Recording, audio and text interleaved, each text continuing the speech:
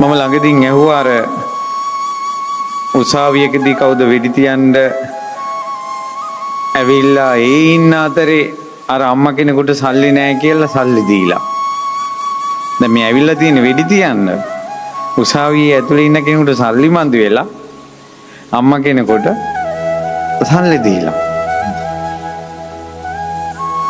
එතකොට එයාගේ මිනිමැරුමක් කියලා පැත්තකුත් තියෙනවා. අහිංසක අම්මා කෙනෙක්ගේ දුක දැනෙනවා කියලා එකකුත් තියෙනවා. ඔන්නෝක නිසා තමයි බුදුරජාණන් වහන්සේ වදාළේ මේ හැම කෙනෙක්ගේම සුදු කළු කියලා එකක් ඇතුලේ තියෙන නිසා එයාගේ තියෙන හොඳ පැත්ත එළියට ගන්න පුළුවන් කෙනාට කියන නම තමයි කල්යාණ මිත්‍රයා. එයාගේ කළු පැත්තට සපෝට් එක දෙන කෙනාට කියන නම තමයි පාප මිත්‍රයා. ඒ නිසා තමයි අසේවනාච බාලානම් පණ්ඩිතානංච සේවනා කියලා කියන්නේ. ඔතනින් තමයි මිනිස්සෙක් වෙනස් වෙන තැන.